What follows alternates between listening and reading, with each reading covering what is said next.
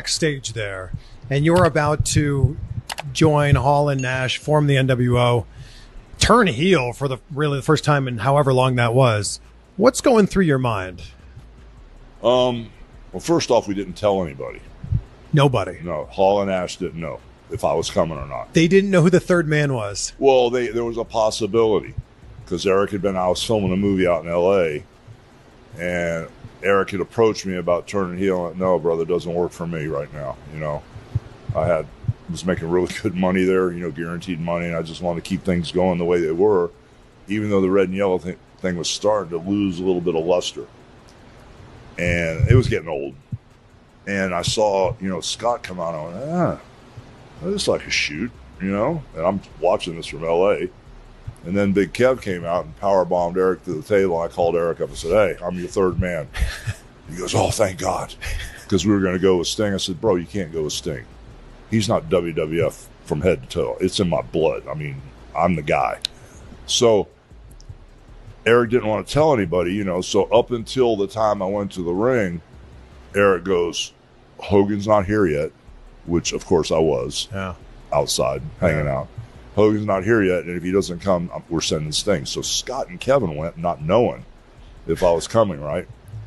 So it's really weird because when I look back at the tape, I know Eric was talking about, oh yeah, well, we spent time outside and we discussed the promo and stuff, and I don't remember any of that because I just went out, and when Mean Gene came in, it was, let me tell you something, Mean Gene, I just rolled with my normal crap, I was selling out the world, and you guys are bumming gas to get to high school. I just rolled with one of my heel promos, and it was, I never think about what I'm going to say until I get out there. Yeah. So, everything was really cool, and all of a sudden I felt that cold white heat where it got silent for a minute, and they started throwing stuff. I told Mean Gene, I said, you need to go, bro. You need to get out of the ring because we may have a riot in here. And then his nose was bleeding. He got hit with something, and he kept his head down. He was scared. I said, bro, you need to run because if we start lighting this place up, we could have a riot here because it was that type of heat I hadn't felt for a long time. Yeah, that didn't really happen in WWF where fans would throw things into the ring. That happened in WCW with you guys all the time. Yeah. If you come at the king, you best not miss. Acknowledge us.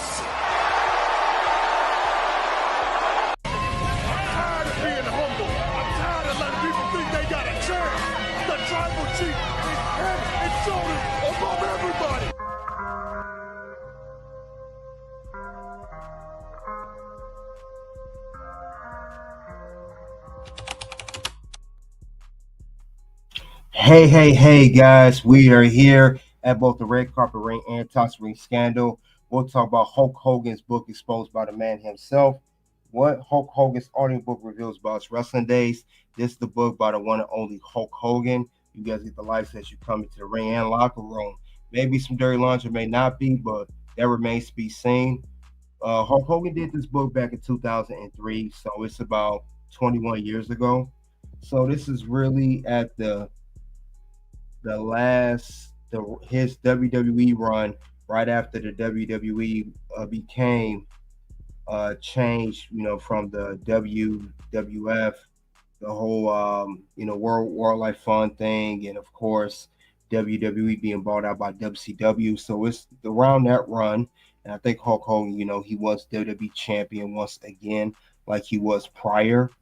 And also, this was when Hulk Hogan, had the match with The Rock at WrestleMania 18. Then he had a rivalry with Vince McMahon. Then he had another match with The Rock at No Way Out 2003. So it was around that time. If you guys could take your memory back, maybe shifted around that time, the NWO, the last of that. But enough for what I have to say. I'm going to play the book momentarily of Hulk Hogan. Hope you guys enjoy it.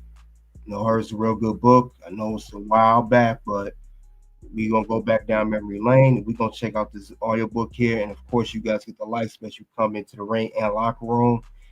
With that being said, let's get into it. To prove to myself and a lot of other people. And there was only one place I could do it, in the ring, against a guy called The Rock, in front of nearly 70,000 screaming fans. It was already preordained that The Rock would win this clash of titans. We both knew he was coming out on top that night. But that didn't make my job any easier. If anything, it made it harder. It would have been simple if all I had to do was put a boot to his face and let a leg drop on him and strut around afterwards like I owned the place. Yeah, that would have been a piece of cake. Unfortunately, that wasn't the way it was supposed to go down. I was supposed to lose the match, but I was supposed to do it in a way that made even bigger stars out of both of us. And that was going to take some doing, brother. Losing this match the way I needed to lose it was going to be a lot harder for me, a lot more complicated, a lot more demanding of my skills as a wrestler and as an entertainer than anything I've done before. Because this wasn't just a wrestling match. For me, there was something bigger at stake. 2 years earlier, I left another wrestling organization under a black cloud. Basically, I was kicked out of my ass and told I'd never wrestle for them again, that I was a has-been who could never be the attraction I used to be. All of a sudden, my music started, and I walked through the curtain in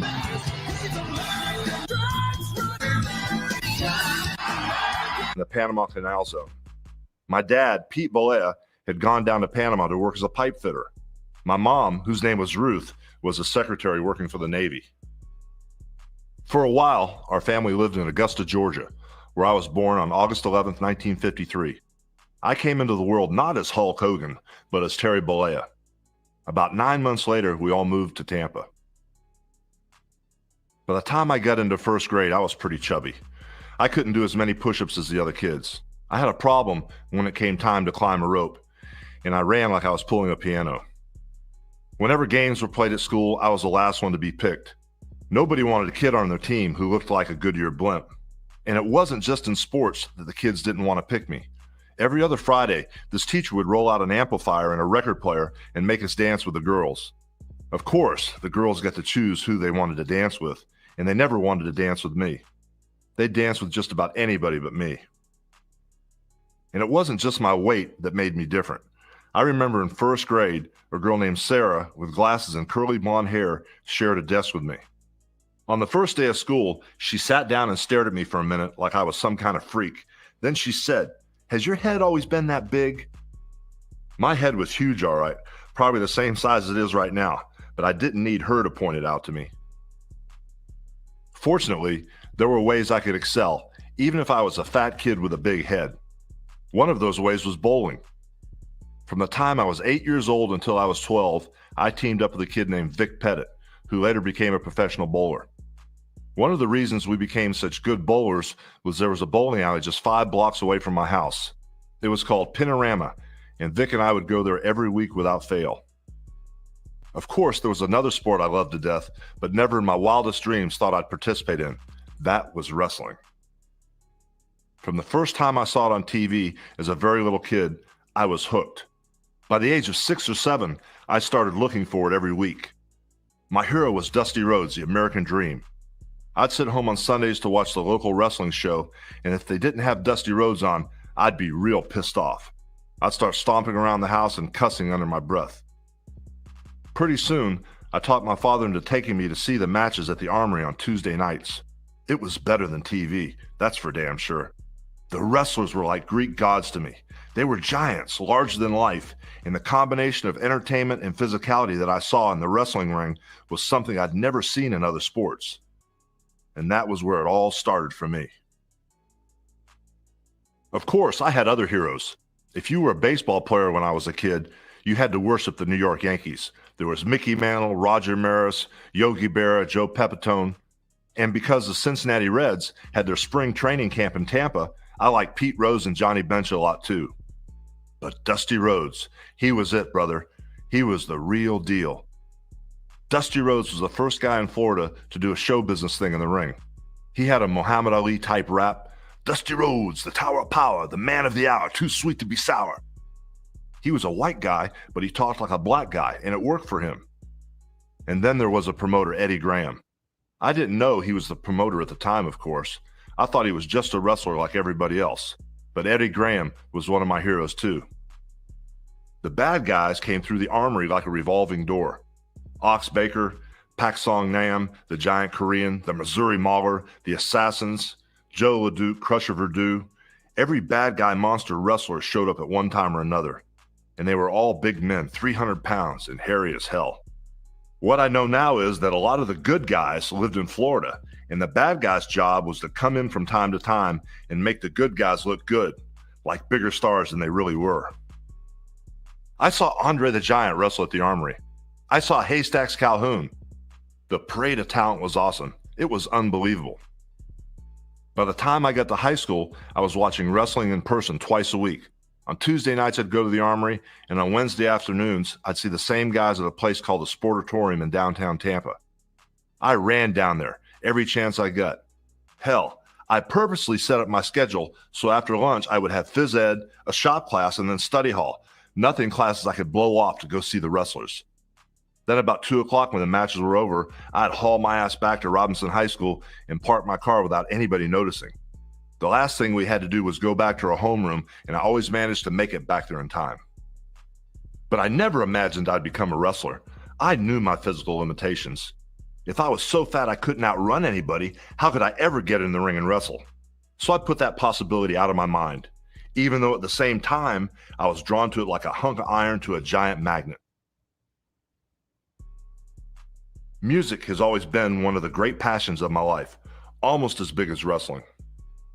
By the time I got to 9th grade, I was known for my guitar playing, and I got my first little band together. We called it Infinity's End.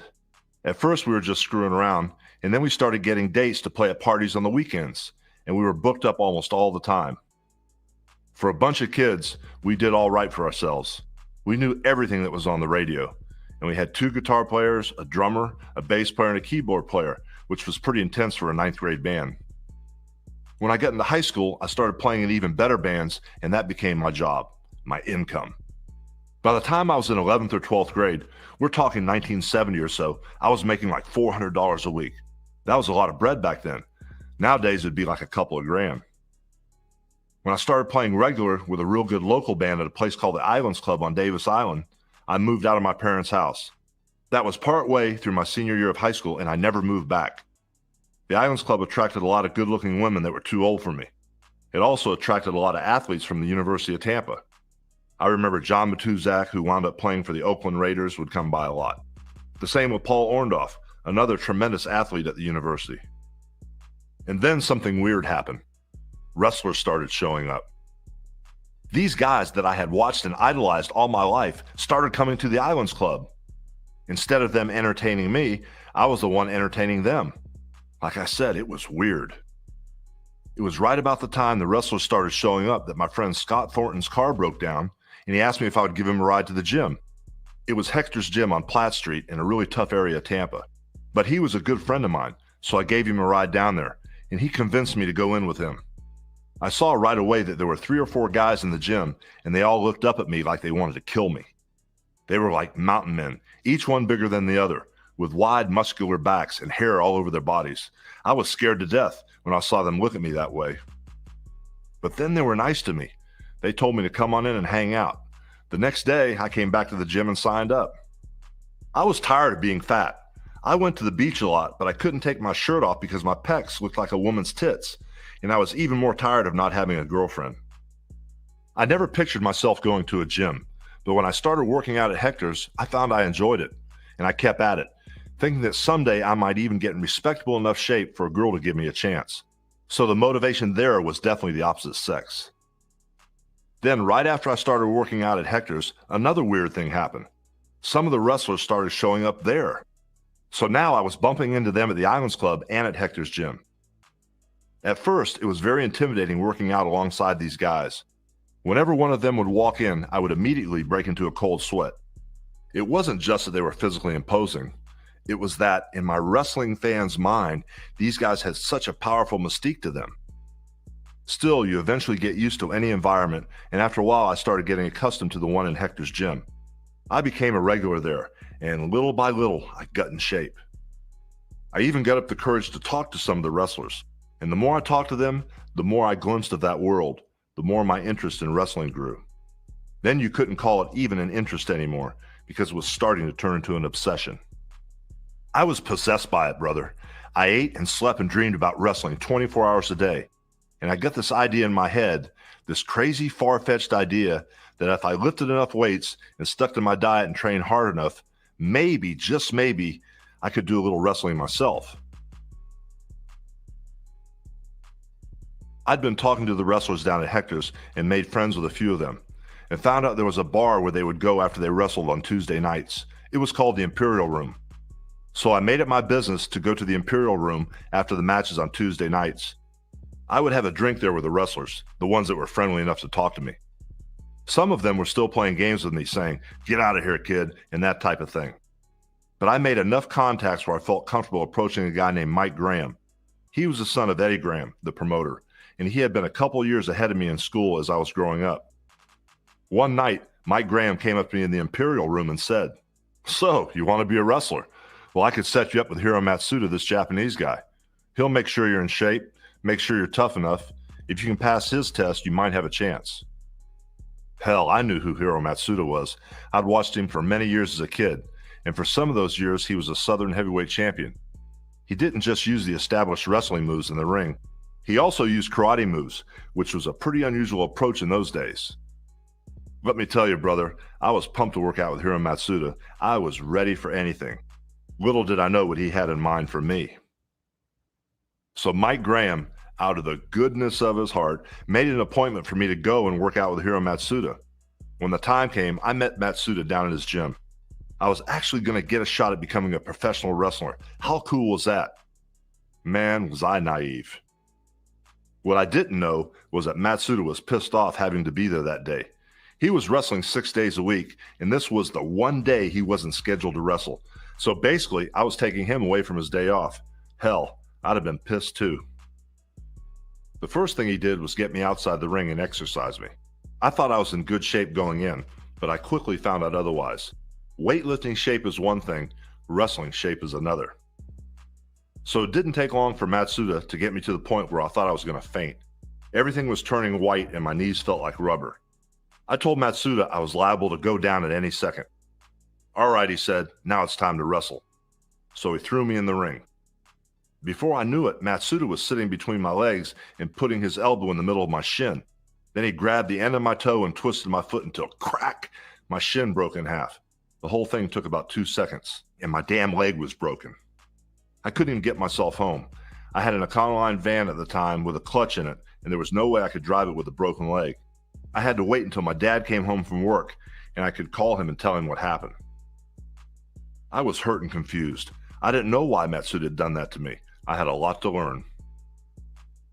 In those days, more than 25 years ago, wrestling was a very barbaric and protective business. The attitude was, why would we let anybody like you into this elite club of ours just because you lifted weights for a couple of years? What gives you the right to be part of this? Today you get a pair of wrestling boots for Christmas and you call yourself a wrestler. Back then you had to give up everything, even to have a shot. If you had a family, a wife and kids, you had to leave it all behind. At the time, I felt betrayed. I wound up living in a hotel room down the street from my parents' house, a place called the Crossway Inn. It was cheap, only about $10 a day to live there. I remember when my dad would go to work, I would go limp over to their house and my mom would feed me.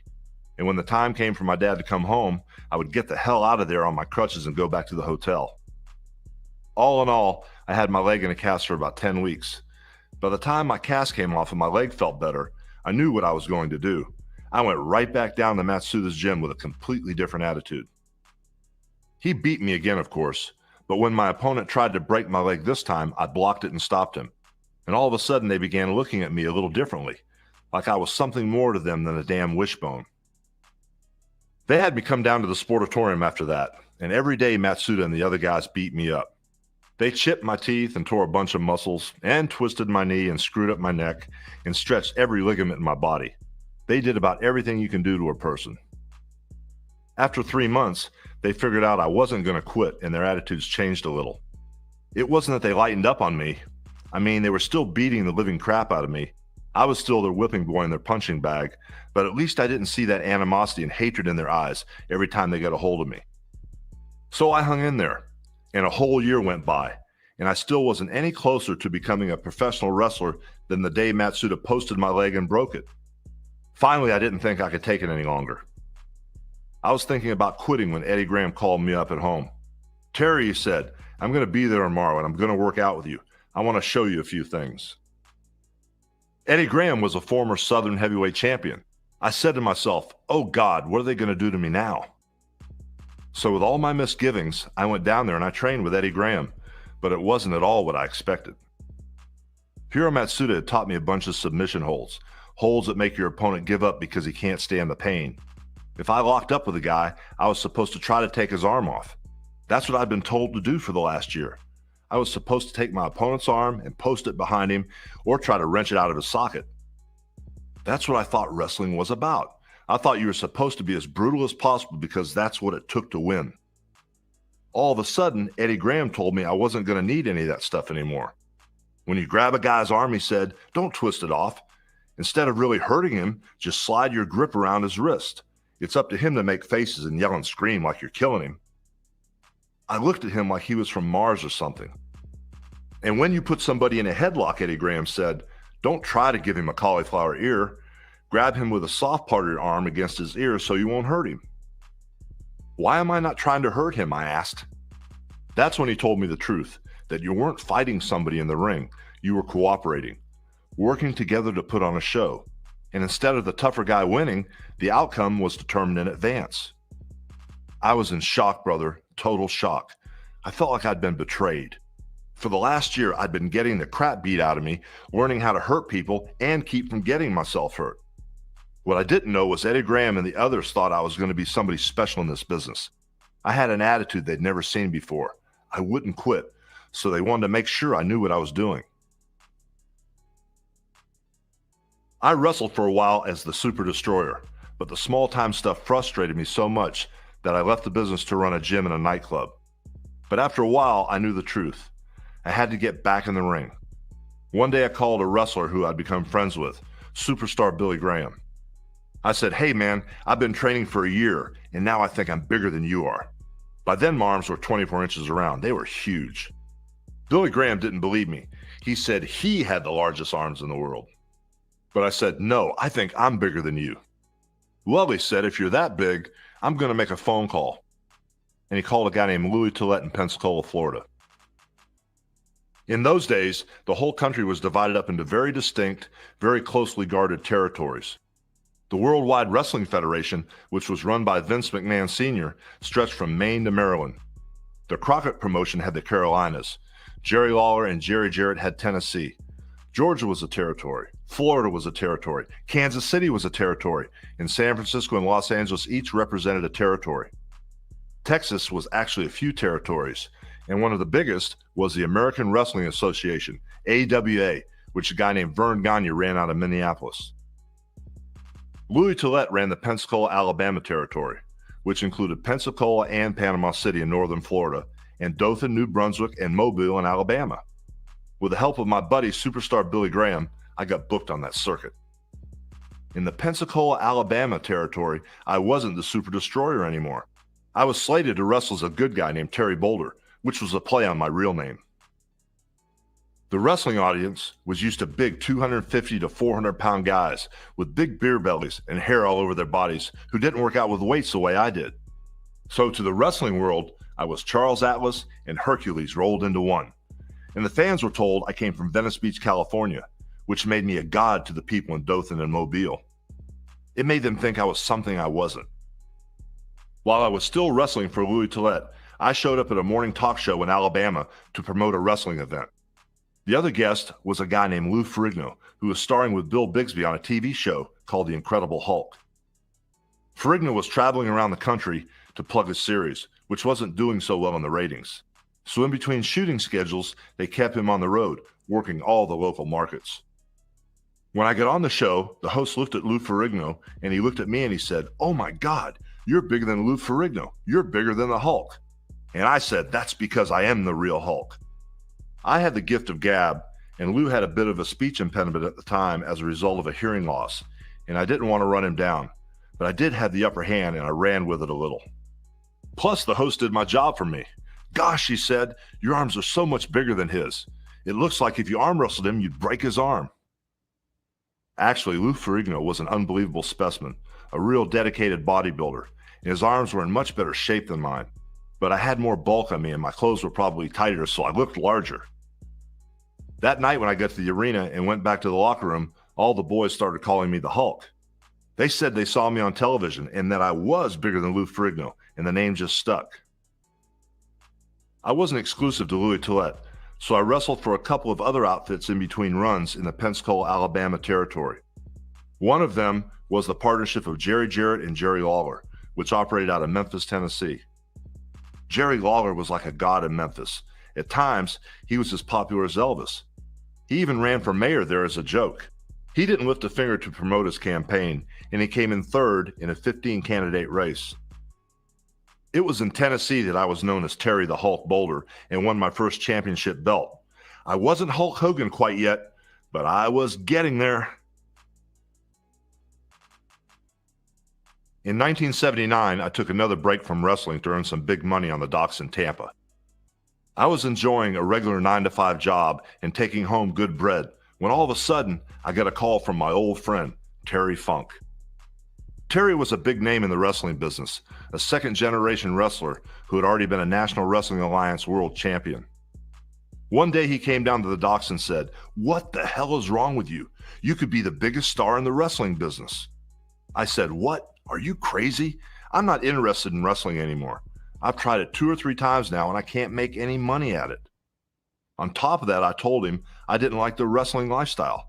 I didn't like all the drinking, the hell-raising, the atmosphere. I just wanted to stay home now. Terry Funk said, "Well, there's this guy in New York, this promoter, who heard about you when you were in the Pensacola, Alabama territory and when you were in the Memphis territory. He heard that wherever you would wrestle, the arenas would be sold out, and the crowd really responded to you. And he wants to see you. His name is Vince McMahon." This was Vince McMahon Sr., the current Vince's dad. I didn't know the name, and I told Terry Funk I still wasn't interested, and I figured that would be the end of it. But the next day, Terry called me at home and asked me to come down to the Florida wrestling office. I didn't want to go, but I couldn't say no to him. When I got there, it wasn't just Terry Funk waiting for me. Jack and Jerry Briscoe were there too, and so was Eddie Graham and his son Mike. They all said I needed to talk with Vince McMahon. I still wasn't completely convinced, but they got me to say I'd talk to him. So they called Vince McMahon Sr. and put him on the speakerphone. Vince said, "I want you to come up north next week." I was a real horse's ass. I said, "I'll come up, but I'm not bringing my wrestling stuff. I'll come up and talk to you, but I don't want to wrestle." Looking back, it didn't make any sense for me to say that. Hell, I was making the trip anyway, but those were the conditions I made, and Vince McMahon Sr. accepted them. So I flew up north, but as it turned out, they didn't bring me to New York. They brought me to Allentown, Pennsylvania. The reason I went to Allentown is that the McMahon promotion used to tape his TV shows up there. When I arrived, Vince McMahon Sr. had his son Vince Jr. and all the wrestlers and their managers in one dressing room, and they were talking about what they were going to do in front of the cameras. I remembered Vince Sr. had these little teeny glasses, bifocals that he would slide down onto the end of his nose, and he would look over the top of them at you. Another thing I remember is he always had 4 quarters in his hand that he would click together. And if he wanted to, he could just stare a hole through you. After I got to know him, I realized he was one of the best guys in the world. If you ever had a problem, you could go to him. And he was the first person I'd ever met who would always make good on his promises. If he told you something, it would happen every single time. Later on, Vince Sr. took me aside and talked to me one-on-one. I told him I really wasn't into wrestling anymore. I told him I got homesick and I didn't like being on the road all the time. I just didn't like the lifestyle. But Vince McMahon said, "If you come up here and give this a try, I guarantee you won't regret it." So I flew back to Tampa, packed up my car, and headed to New York to join the Worldwide Wrestling Federation. But during my first meeting with Vince McMahon Sr., he mentioned that he had an idea. He was going to change my wrestling name from Terry the Hulk Boulder to Hulk Hogan. Why? Because they had Bruno Sammartino for the Italian Americans, Chief Jay Strongbow for the Native Americans, Ivan Putski for the Polish Americans, and Pedro Morales for the Puerto Rican Americans, but they didn't have anyone to represent the Irish Americans. So I was going to be the great Irish hope. The funny thing is, I didn't have a single drop of Irish blood in me, my dad being Italian and my mother being part French, part Italian, and part Panamanian.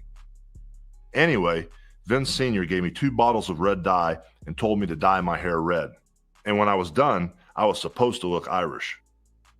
Fred Blassie, a wrestling manager and a close friend of Vince McMahon, went back to my hotel with me to supervise the dye job.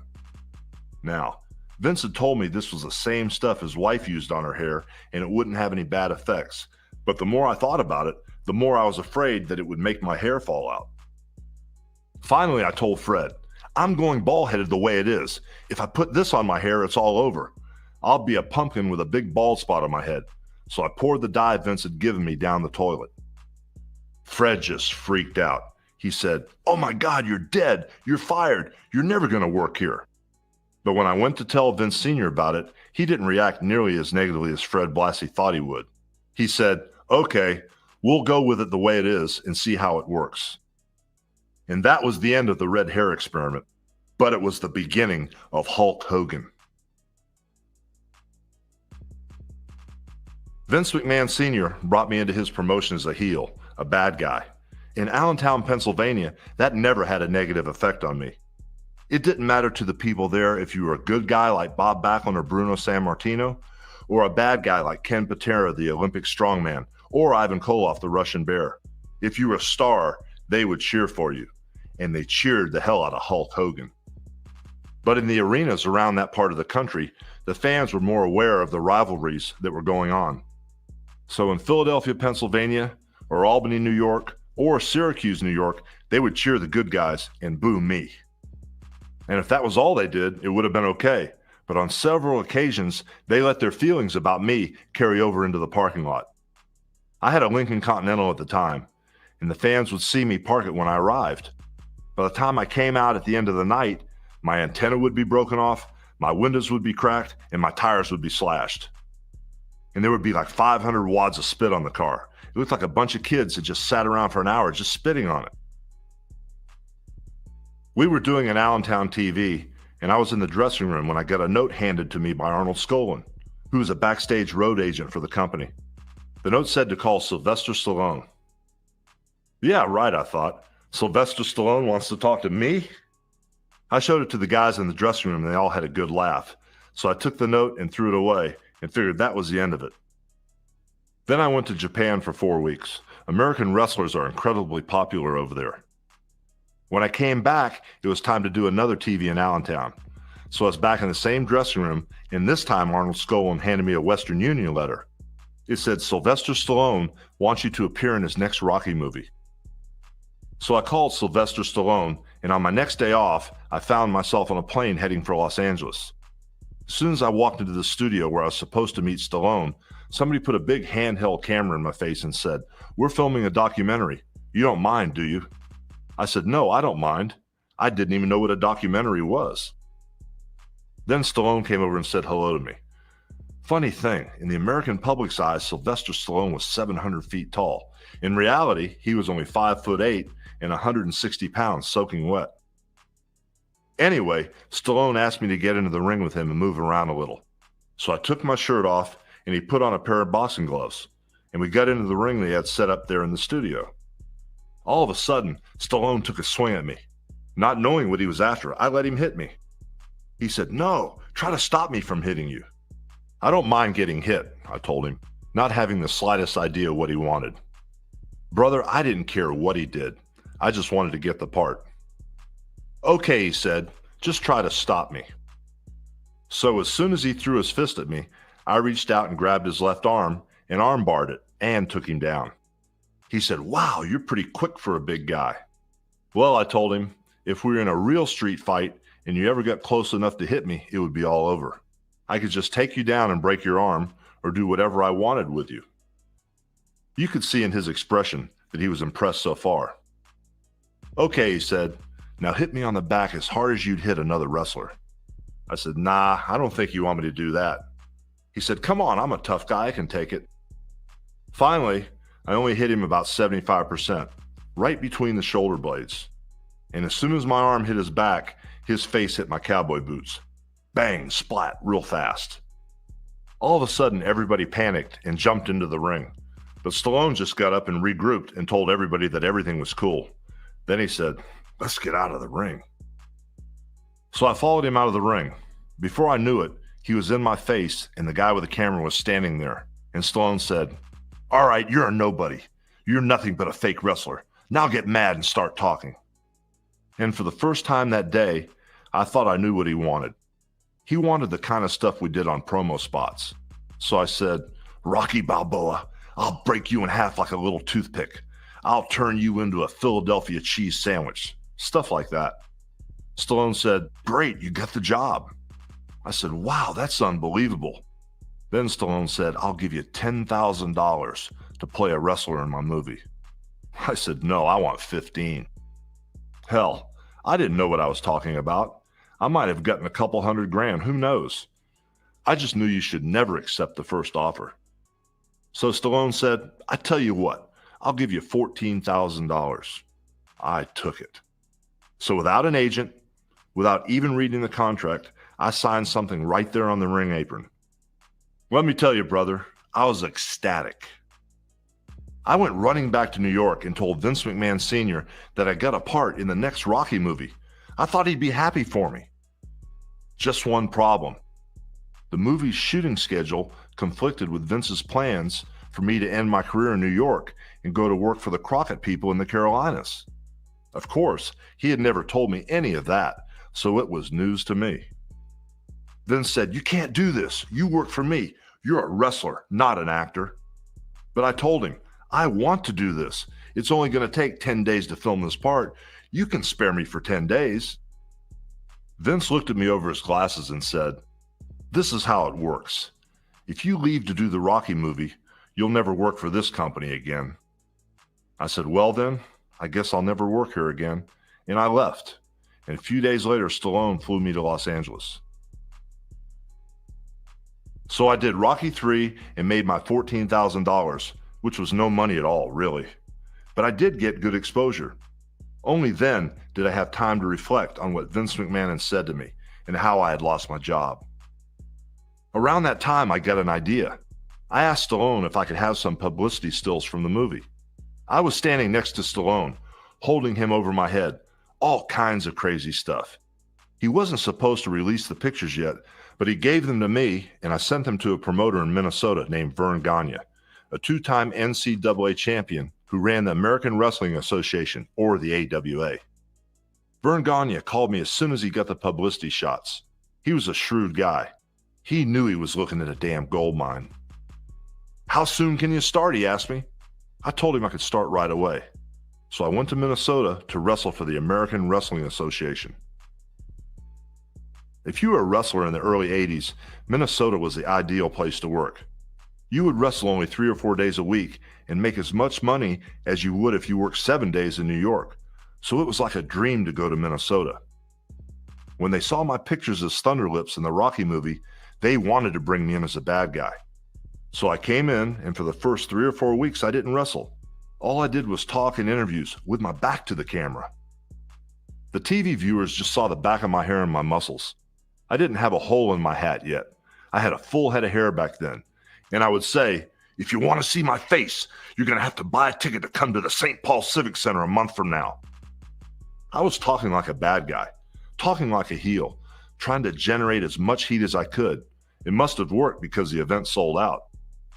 But as soon as I got into the ring, the fans started cheering and going crazy. I was a heel. They weren't supposed to be cheering me. They were supposed to be booing me. But my gimmick was I was from Venice Beach, California, and in Minnesota, they thought anyone from California was a god. So instantly I was a good guy, whether I liked it or not. Vern Gagne panicked. He said, "Oh my God, what am I going to do? They're cheering him out of the building." His number one good guy for a lot of years, a wrestler named Crusher, had just left the AWA, so my timing was perfect. I came in and took the Crusher spot as a good guy. Whenever I came out to wrestle, I would play the Eye of the Tiger music from the Rocky movie. Most fans hadn't seen anything like that before. Very few wrestlers had ever played music on their way to the ring. When the fans heard that, they would go nuts. The whole arena would just start to rock. Then I would come into the ring and rip my shirt off. That's where the gimmick started, back in Minnesota in the AWA. That's where I started planting the seeds that would grow into Hulkamania. One night when I was in LA, I called Nelson Kidwell, a high school buddy of mine who was living on the West Coast, and said, "Hey man, let's go out tonight." Nelson took me to a place in the valley called the Red Onion, a disco club with Tex-Mex food. I had just appeared in the Rocky movie, so all these girls thought I was an actor. They thought I had just played a wrestler, not that I was one. And to tell you the truth, I was going to let them think that as long as they wanted. That night, I was drinking wine out of a bottle. I had a pretty good buzz on, and I had so many of these blondes hanging around me, I didn't think anything of it when another one showed up. But as soon as she opened her mouth, I could tell she wasn't just another groupie. She said, "I hate to intrude, but I went to the drive-in with my mother, and E.T. was sold out, so we went to see Rocky III. And you look just like the guy in the movie." So I said, "That's right, I'm Mr. T, pity the fool." I joked with her a little, and then I said, "You're right, I'm Hulk Hogan, and I was in the movie." She said something to me about dancing, but I really didn't have my wits about me, so I told her I wasn't interested. I guess my buddy Nelson Kidwell was a little more clear-headed, because a minute later, I saw him out there on the dance floor with her. That's the first time I really saw how attractive she was. She was a really pretty girl with a brown, athletic-looking body and shapely legs. She was like a thoroughbred horse, plus she had a really nice ass on her. And here I'd just blown her off. What was I thinking?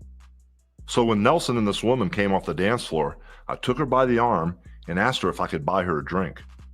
She apparently wasn't holding a grudge against me because she said yes. At that point, I put the wine bottle down and ran all the other girls off and focused on this woman. It turned out she had a really appealing, upbeat personality, like she didn't have a care in the world. I found myself thinking this was someone I'd like to be around. I asked her if I could take her out, and she said, "Well, let's talk about it." That made her even more appealing to me because it was going to be a challenge to win her over. I stayed with her the rest of the night. We talked and danced, and I did my best to get her to like me. Finally, she had to leave. I said, "Listen, I'm serious. I want to take you out." I told her my name and said, "What's yours?" She said her name was Linda, and she worked at this nail salon in the valley. "It's in the phone book," she told me. The very next day, I called the nail shop. Whoever answered the phone said, "It's the guy from the Red Onion." Then I heard Linda's voice saying, "Ask him his name." She had already forgotten it. Anyway, I got her on the phone and asked her out that night. But I wasn't familiar with LA, so I didn't know where to go. I said, "Let's meet at the Red Onion at 7 o'clock, since we both know where that is." As it turned out, we had a great night talking and dancing. And that was the start of my relationship with the woman who would become my wife. In general, it was hard maintaining our relationship. Linda was living in Los Angeles and I was living in Minnesota. When I flew to LA, I would call her up, spend 4 or 5 days taking her out and meeting her family, and then I'd have to leave again. That went on for 6 or 7 months. Finally, I told Linda, "I'm madly in love with you. I want to spend the rest of my life with you. Would you move to Minnesota so we can get married there the first chance we get?" Linda didn't beat around the bush. "No way," she told me. "I'm not going to move in with somebody." She made it tough on me, brother, but it was even tougher carrying on a relationship with her living so far away. Finally, I said, "I tell you what, I'm going to go out and buy a house. I'm going to get you an engagement ring, and hopefully you'll think about moving to Minnesota." I had never owned a house in my life. That was a big deal, let me tell you. But I wanted to show Linda that I was doing everything right, that I was making an honest-to-God commitment. When she saw all that, she changed her mind and said she would move in with me, but only after we set a date. So I did it. I set a date to be married, and Linda, thank God, finally gave in and moved to Minnesota. There was a little rumbling coming from Minnesota, and the McMahons could feel the tremors all the way back to New York. Vern Gagne was thinking in terms of expansion. The AWA already went into Canada, Salt Lake City, Denver, and the West Coast. Now Vern was nosing around the East Coast, trying to buy TV time on Channel 9 in New York. One night at the Rosemont Horizon in Chicago, I was getting ready to go to the ring when Steve Taylor, an old friend of mine from the Worldwide Wrestling Federation, stuck his head through the curtains. Steve runs the production crew now for Vince Jr., but at the time he was a photographer. I was surprised as hell. I said, "Steve, how the hell are you?" "Fine," he said. "Let me take a picture of you." "Sure," I told him. "No problem." So I struck a pose for Steve Taylor, and he took the picture. But that wasn't why he'd come to see me in Chicago. He handed me a card. On the back of it, it said, "Call Vince McMahon immediately." I said to myself, boy, this is interesting.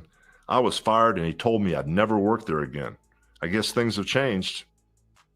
I wrestled that night, went home, and called Vince McMahon. But it wasn't Vince McMahon Sr. who answered. It was Vince McMahon Jr.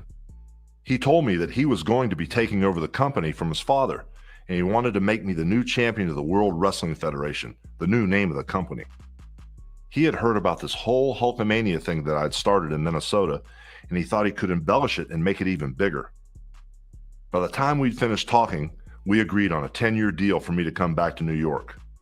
I told Linda, "We're going to have a ton of heat, but I got to tell Vern Gagne I'm leaving the Minnesota territory." Vern had it coming to him. I had recently gone to Japan, and while I was away, Vern had made up some Hulk t-shirts. I'd been successful selling shirts on my own, and his shirts were just like mine.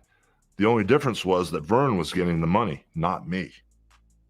When I came back from Japan, I found out about it and said, "Hey brother, you sold all those shirts, where's my percentage?" Vern Gagne said, "You don't get a percentage. Those are my shirts. I've got a right to sell them."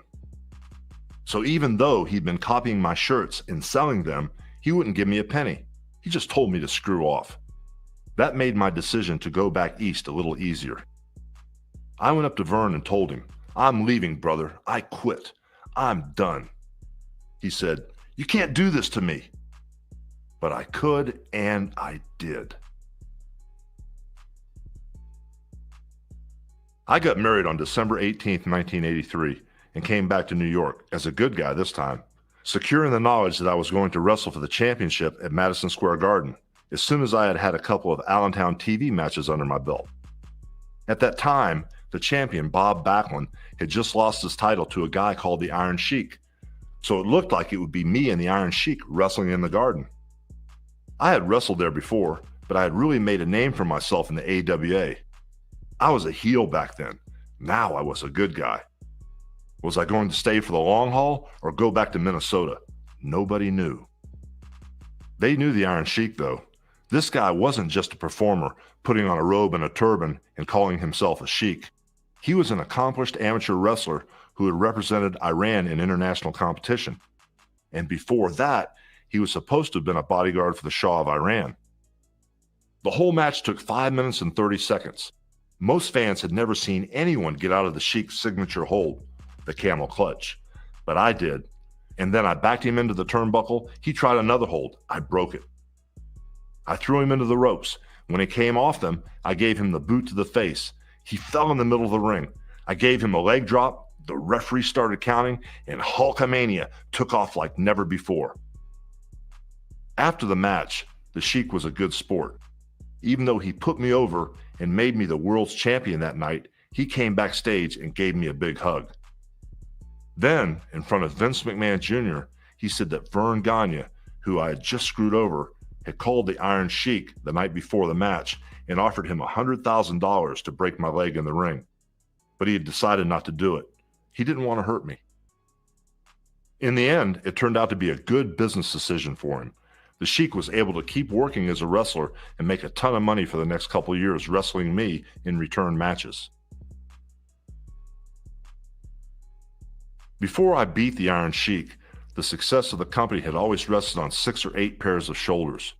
But as soon as I won the match in Madison Square Garden and captured the imagination of the wrestling world, the load was placed squarely on the back of one guy, me, Hulk Hogan. Wrestling was red hot, so hot that we were running 2 sold-out venues a night. If we were in New York on Monday night, they would also book an event in Chicago. If we were in Boston, they would also book an event in Pittsburgh. We had A and B towns. The wrestlers used to check their booking sheets to see if they were on the same venue as Hulk Hogan, because they knew I would draw more people and they would make better money. I was running hard, brother. I started piling up frequent flyer miles. That first year after I beat the Sheik, I got on 300 different flights and wrestled close to 400 matches It was crazy, out of control. And it wasn't just wrestling I had to worry about. I had all kinds of stuff on my plate, stuff that was just as important as what I did in the ring. If I was wrestling in St. Louis, I'd have to make a stop in Atlanta, Georgia to take a TV station manager to lunch, then stop again somewhere in Missouri at a children's hospital. Then I was supposed to show up at the arena and be ready to wrestle. Sometimes I would go to 3 or 4 different places before I finally got to the place where I was going to wrestle. Prisons, TV interviews, shopping centers, the whole 9 yards. It was just 24/7, brother, a non-stop roller coaster ride. I would try to cover all the bases, but it wasn't easy. The truth is, I was starting to transcend wrestling, and Vince McMahon Jr. looked at the character of Hulk Hogan and saw possibilities the rest of us didn't see. Then started rolling with it. It wasn't just about a picture of your favorite wrestler on a t-shirt. It was about licensing and then an animated TV show. I said, "Whoa, brother, are you out of your damn mind?" But he wasn't. Once he came up with the term sports entertainment, there was no limit to what he could do with it. So we kept at it. We kept pushing the envelope every way we could. Eventually, Vince decided the time was right for a really big event, something that was going to be the Super Bowl and World Series of Wrestling, and he was going to call it WrestleMania. The whole WrestleMania thing was just larger, crazier, and more intense than anything anybody could ever have imagined. And naturally, it was going to be held in Madison Square Garden, the mecca of American sporting events. I was on a card in a tag team match.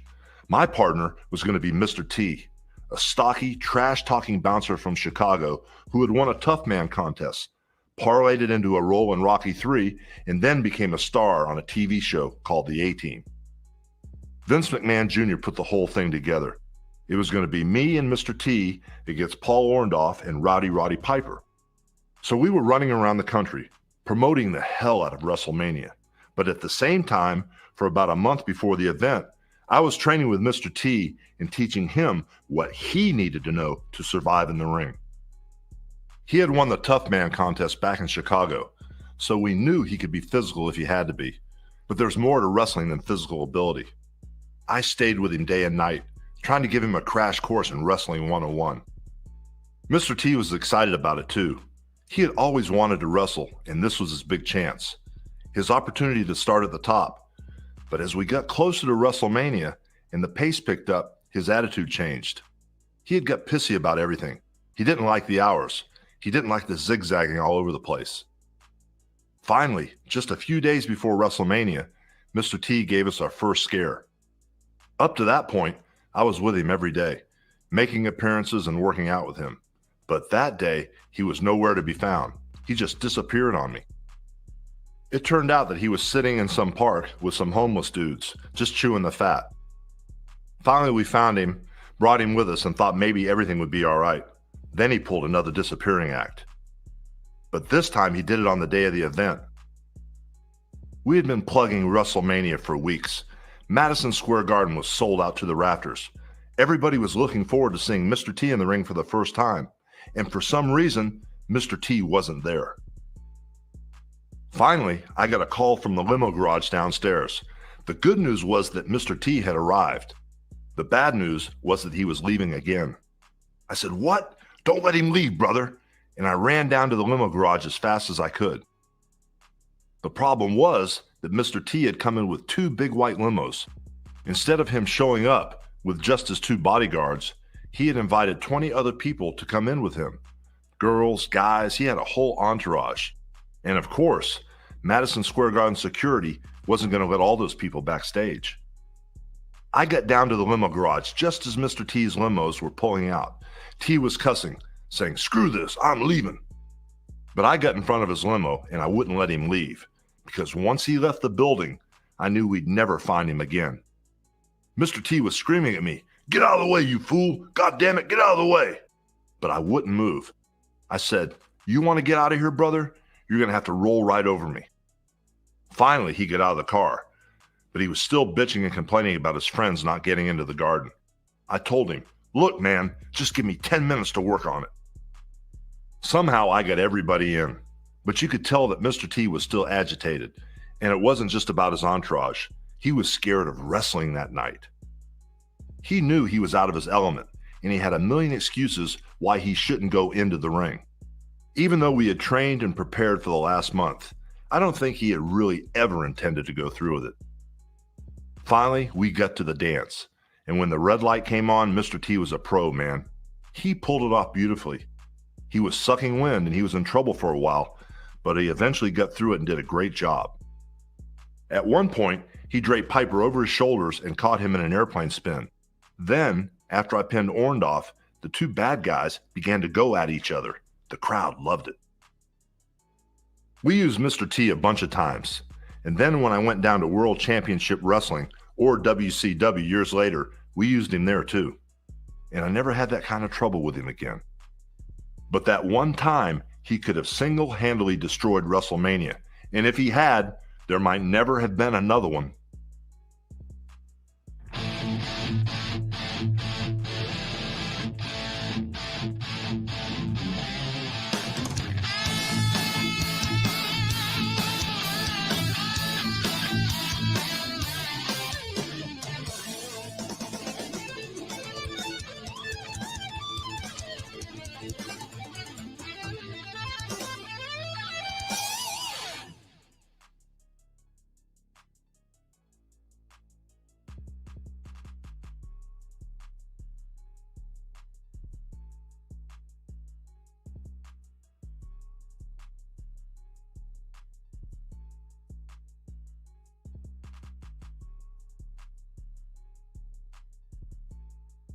The hardest part of WrestleMania was the road that led to it, with all the millions of appearances Mr. T and I had to make.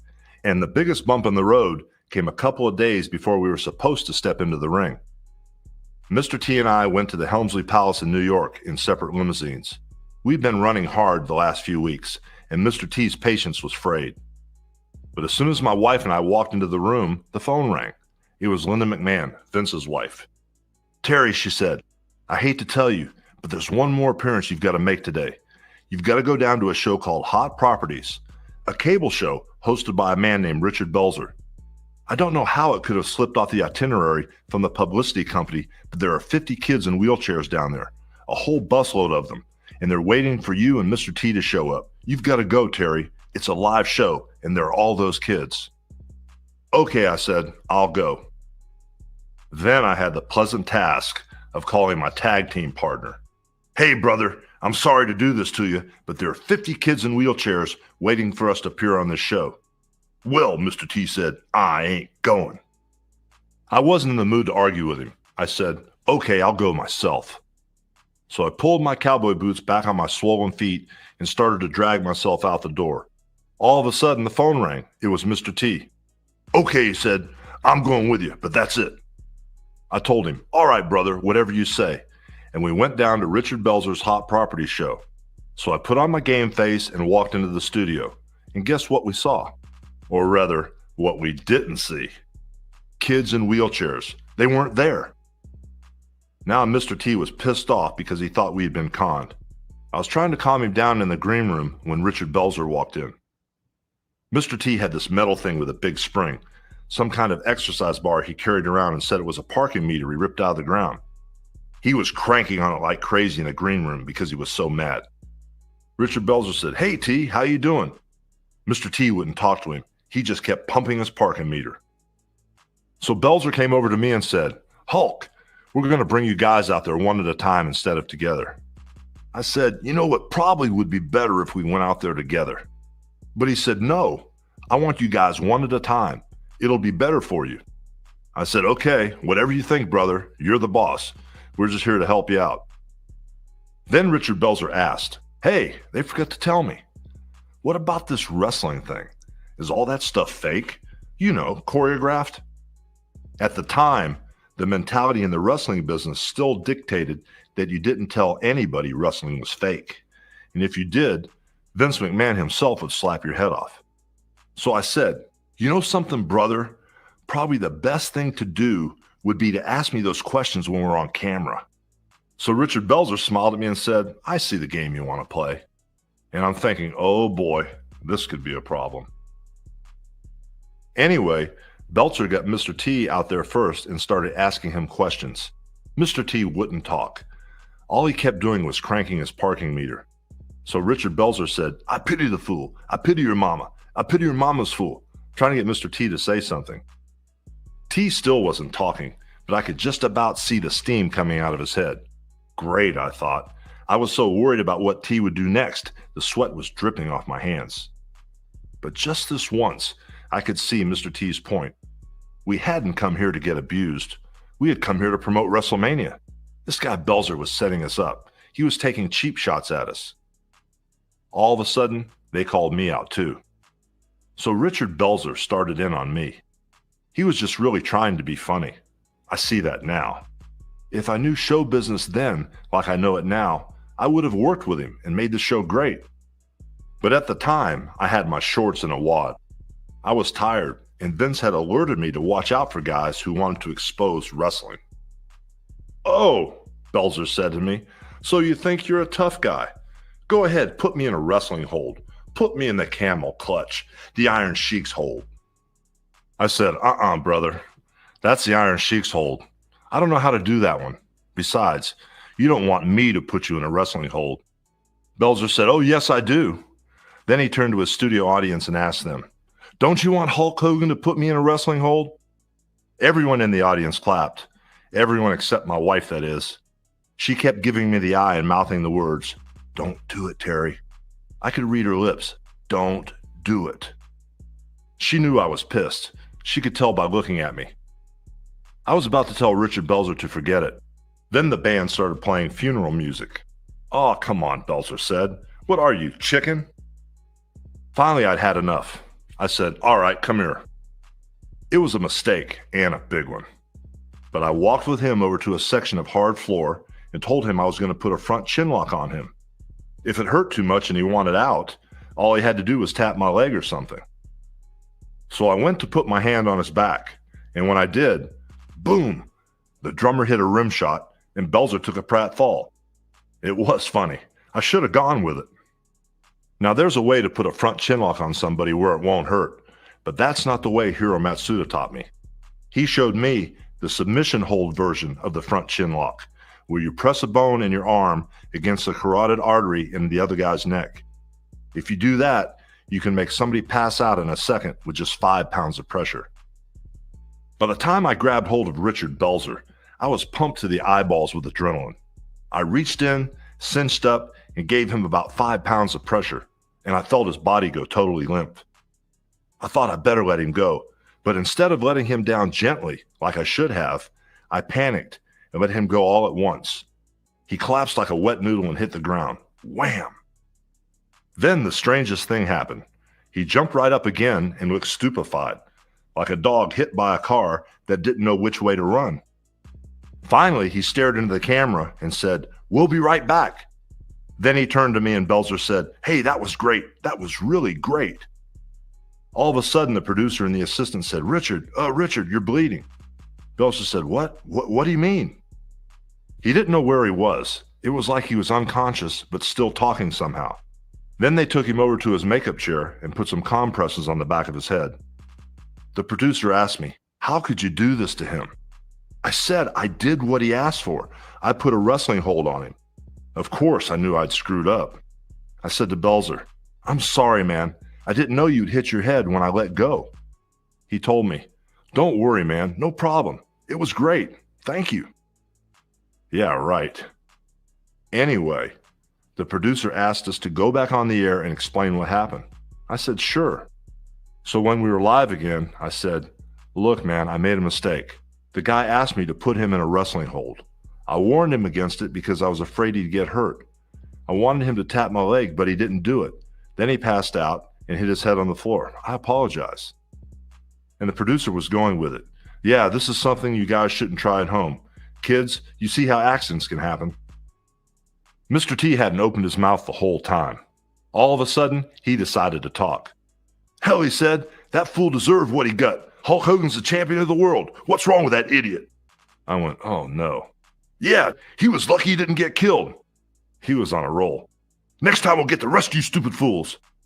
Oh my God, I thought, Mr. T, please shut up. No such luck. The fool should have known better, T went on. Stupid idiot. What is he, crazy? He should know he's messing with Mr. T and Hulk Hogan, the champion of the world. He just went on and on and on. I said to myself, we're dead. On the way back to the hotel, we started laughing our asses off. The thing was so bizarre. It was so funny. When we got back to the Helmsley Palace, T started breaking chairs and stuff. I told him not to mess with us, he said. He was going crazy, taking credit for everything that happened. I thought, oh my God, he's nuts. He's out of control. About 2 weeks later, it wasn't too funny anymore because Richard Belzer hit me and Mr. T and Vince McMahon with a multi-million-dollar lawsuit. All of a sudden, Mr. T wasn't laughing anymore. For months and months, we went back and forth with Belzer's lawyers. Finally, it looked like we were going to have to go to court. Belzer was asking for $5 million in damages, but we had a feeling the jury would see Vince in his deep pockets and award Belzer a lot more. So Vince, Mr. T, and I split the money and paid Richard Belzer off, and I thought that was the end of it. In the meantime, my wife Linda had decided to build her dream house in Florida. She was so into it that she oversaw the whole thing, acted as general contractor and everything. She brought in artisans from all over the world. It was a huge project, and it seemed to get bigger every minute. But when she was done, she had an authentic French farmhouse, almost 20,000 square feet in size. It looks just like something you see in Burgundy. The roof on it, which was imported from Europe, is almost 400 years old. 3 or 4 years ago, I got on an airplane and picked up a magazine. As soon as I opened it, I saw a picture of Richard Belzer. He was sitting in Nice, France, in front of his authentic French farmhouse. I started reading the article. Belzer was saying, thanks to the settlement I got in the Hulk Hogan lawsuit, we came straight over here and bought this house. I took the magazine home and showed it to my wife. She went nuts. It was a good settlement from our point of view, but I guess it was still a lot of money, enough for Belzer to go out and buy a house in France. According to the article, he named it Shea Hogan. WrestleMania 2 set an all-time wrestling attendance record, but the record wouldn't stand for long. Not with WrestleMania 3 pitting Hulk Hogan against his longtime rival, Andre the Giant, on March 29, 1987. Hulkamania was hot as hell, and I was at the pinnacle of my popularity, the biggest attraction in wrestling at the time. And the guy I would be going up against had been the biggest attraction in wrestling up until that time. There was no telling what we could draw with a combination like that. We built up a storyline in which Andre was getting jealous of me. Things really started to heat up at a TV taping in my hometown of Tampa, where I was doing an interview with Roddy Piper. Andre came out in the middle of it and challenged me to a match. He reached up and ripped the crucifix right off my chest. Then he threw it on the ground. That set the stage for the Battle of the Titans between Andre the Giant and the immortal Hulk Hogan, who wanted to be the only giant left standing. Andre had a bad back at the time.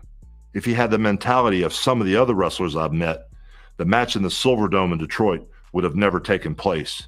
But Andre was old school. Wrestling was his life. When he had to work injured, he didn't complain. He just got into the ring and did his job. But because I knew Andre's back was bad, I gave some thought to helping him out. When he was on the mat and he had to get up, I made sure that he was close to the ropes so he could use them to pull himself up. So I laid out the whole match. I had Andre body slamming me a couple times and stepping on my back, the whole thing. Then Vince took my plan and went to Andre and told him he wanted Andre to lose the match in front of the largest crowd in the history of wrestling. I'm sure Andre would have loved to have been 15 years younger and squashed Hulk Hogan in the middle of the ring, but he was a businessman. So when Vince McMahon asked Andre if he would let me win, out of respect for me, Andre said yes. Without a doubt, the fans are going to see the greatest moment in wrestling history. But I got a notion in my head that we could take it one step further. Before the match started, I told Andre I just didn't want to beat him. I wanted really to give the people something they could tell their grandchildren. I wanted to body slam him. It was a crazy idea. I had slammed Andre back in 1980, but he weighed a lot more now, and he was so big that his crotch was at the same height as the middle of my chest. He said he didn't think I could lift him, and I said, well, brother, we're going to find out. When we got to that point in the match, my first move was to get my arm between his legs. That was pretty hard, considering his thighs touched almost all the way down to his knees. Then I had to get him to come toward me, so I pushed him into the ropes, and as he came forward again, I pulled him in and used his momentum to pick him up. The problem was, I could only get him up so far. I couldn't turn him because he was too heavy, almost 700 pounds, so I just heaved as hard as I could and turned him the rest of the way. But when I did that, I tore my back out. If you look at me now, I've got a big hole in my back muscle where it tore right in half that night. That was the price I paid to lift Andre the Giant. But I got him. I turned him, slammed him, and then I pinned him. It was something that happened once and will never happen again. If I hadn't made it all the way, I would have been screwed. Andre would have probably fallen on me and probably killed me. I had him up so high he would have crushed me to death. And there was nothing I could have done about it. If you look at the tape of that match, you can see Andre's knuckles were dragging on the ground when I picked him up. He was so damn big, his leg was almost as big as my whole body, but somehow I slammed him. In the late 80s, my family life was a roller coaster ride. Peaks and valleys, brother, good and bad. The bad came first, in 1987, when I got word that my brother Alan had passed away. Alan had a long history of problems. He had been in and out of Florida jails and ended up going to Texas under a different name. He just took off and started another life. Then he got in trouble in Texas and ended up moving to LA, where he got remarried and had a child named David Bollea. But trouble found him in LA too. He ended up partying a lot and running with the wrong group of people. At one point, Alan tried to pull himself together and went through a drug treatment program. I saw him right after that. I dropped him off at his house in LA, gave him money for his rent, his van, and his motorcycle, and asked him if he wanted to come to San Francisco to watch me wrestle at the Cow Palace. He said he wanted to stay in LA, so I went up to San Francisco on my own. I had just finished my match and came out of the ring when I was handed a note saying there was an emergency or something. By the time I called the number and got hold of somebody at the hospital, my brother was dead. He was in a hotel room all by himself when he died. The official cause of death was a heart attack. There must have been a catalyst. It's pretty rare for somebody to lie down in a hotel room and have a heart attack. The news of his death rocked me pretty good, but my parents took it even worse. I remember how devastated they were, but I tell you, brother, they weren't surprised. We had all known that we'd get that call someday. Watching Alan struggle with his life was like watching somebody die of cancer for 10 years. We all thought that Alan's death was the worst news we could get, but it wasn't. Right after Alan died, his first wife, who was raising their kids in Florida, was murdered. It was like a 1-2 punch, and all of a sudden, their 3 kids were without a mother or a father. It was pretty stressful on my parents, and on me, because my mother and father were living on a fixed income at the time. Thank God I started making some money in the wrestling business, or it would have been even worse. As for Alan's kids, the 2 girls took it really hard. They cried and carried on the way you'd expect, but Alan's son Michael reacted differently. His whole demeanor changed after his parents died. All of a sudden, he stopped showing emotion. He was just stone-faced. Michael was about 12 years old when I took him on the wrestling circuit with me for a little while. We went to Chicago and to Madison Square Garden, and all the wrestlers he met were really nice. The first guys he met were Vince McMahon and Hercules Hernandez.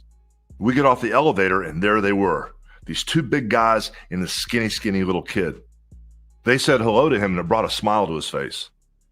He told me after that, "I'm going to be a wrestler someday." And he did become a wrestler. He wrestled for about 12 years as Hulk Hogan, all because of how nice the guys were to him.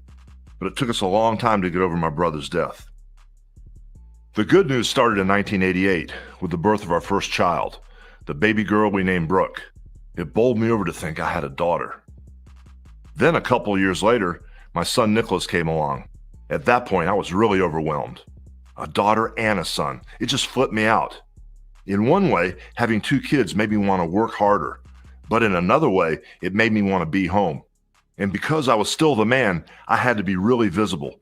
But Vince cut me some slack so I could be with my family. By 1991, people were starting to learn that Hulk Hogan was human. Up until then, I had been wrapped in this superhero mystique. People accepted it at face value when I told them to train, say their prayers, and take their vitamins. Then, little by little, they found out I did more than train and say my prayers. I like to drink beer and raise hell at night. So I got into a little bit of trouble here and there. The fans started to turn on me, and I got booed a lot.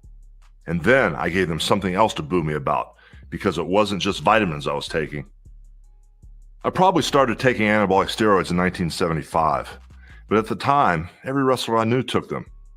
I'm not making excuses, but they were everywhere. And a lot of that had to do with what we knew about them, which obviously wasn't enough.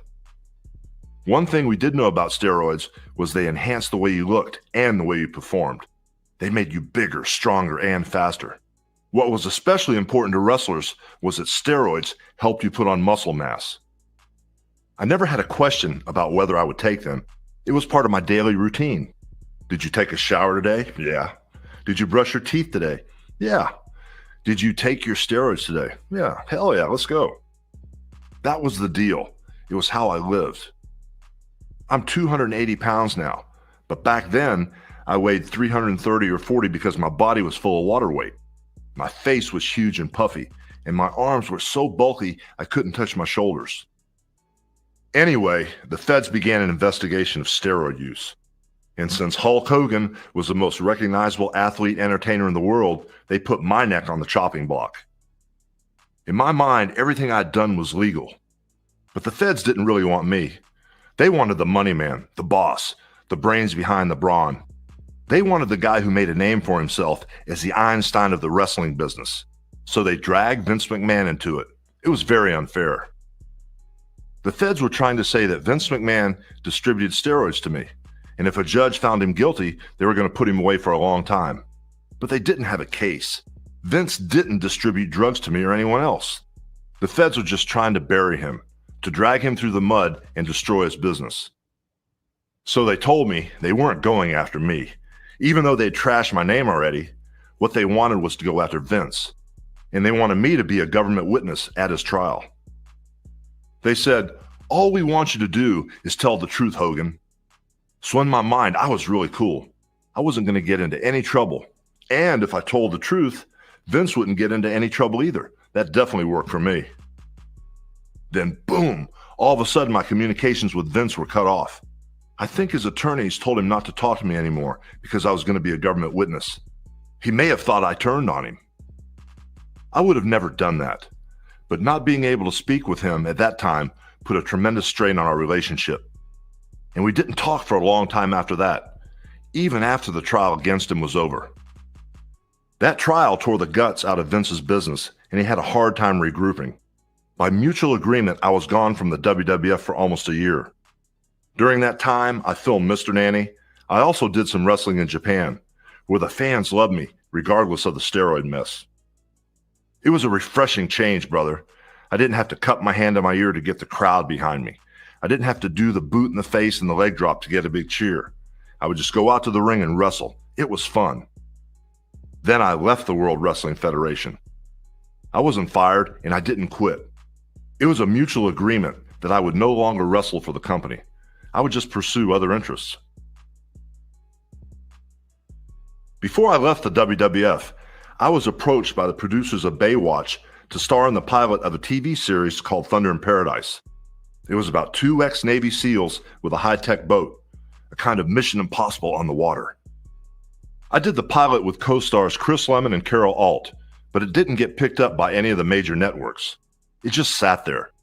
So in my mind, I put it on the back burner and concentrated on wrestling.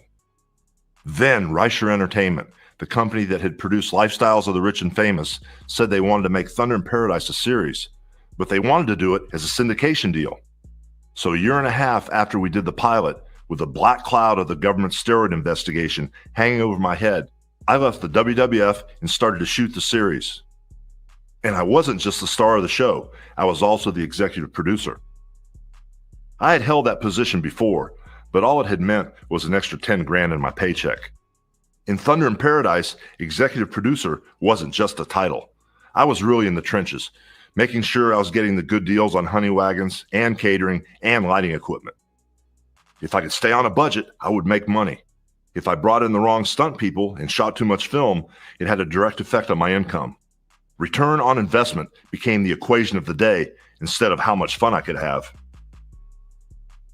When the first show aired, it did a staggering number in New York, like a 9-1 share. Vince McMahon and I weren't on the best of terms at the time, but he sent a fax to my house. Well, he said, "Congratulations, monster. It looks like you really are the Thunder in Paradise."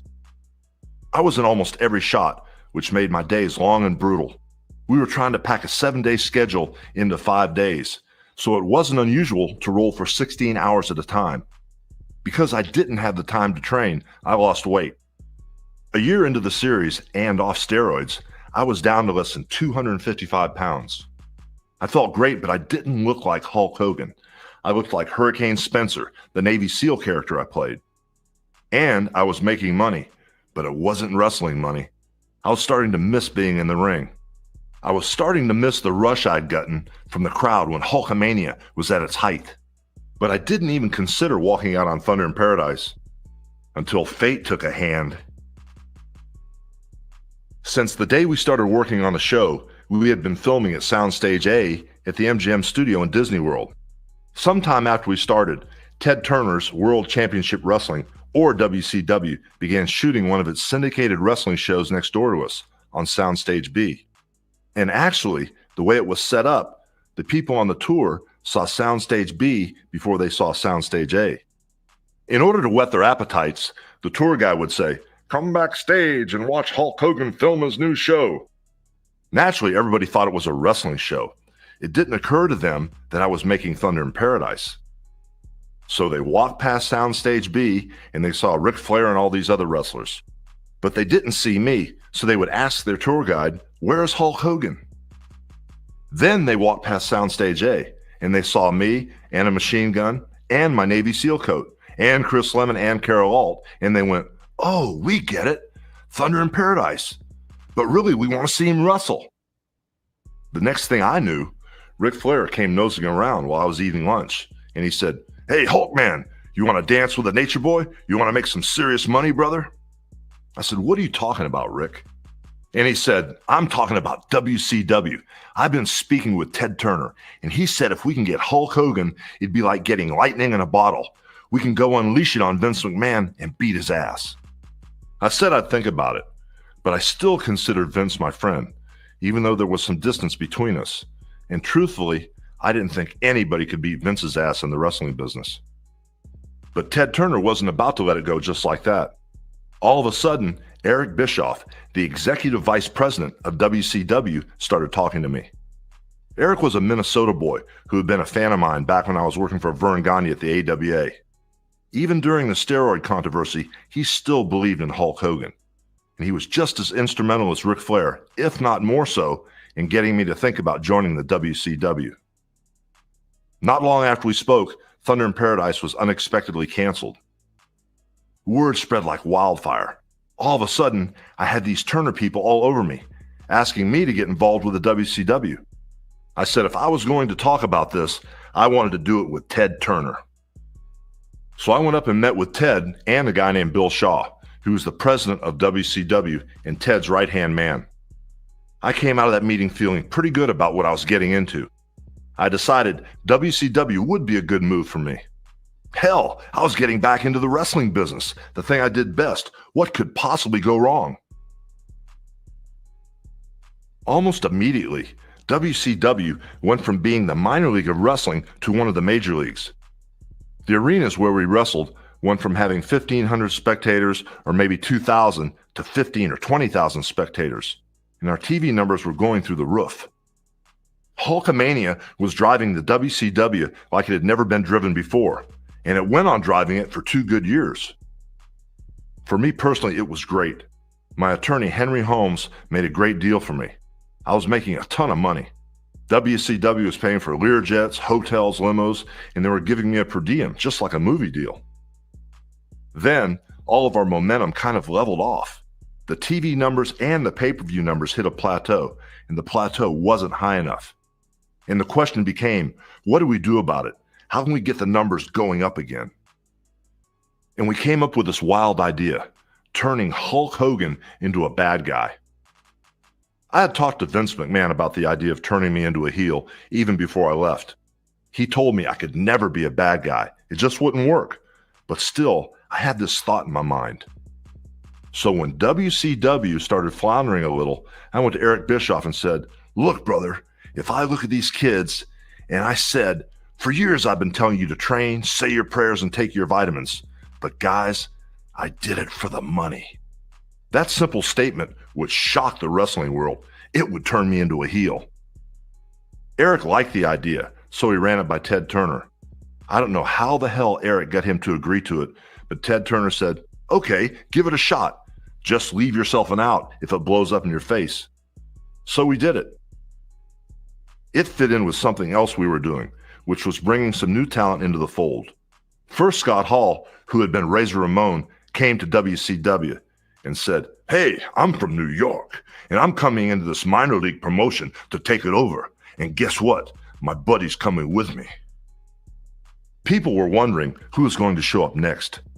Then the next week, Kevin Nash appeared. Nash was the former heavyweight champion. Oh my God, the fans went crazy. Hall and Nash were branded stars, straight from Madison Square Garden.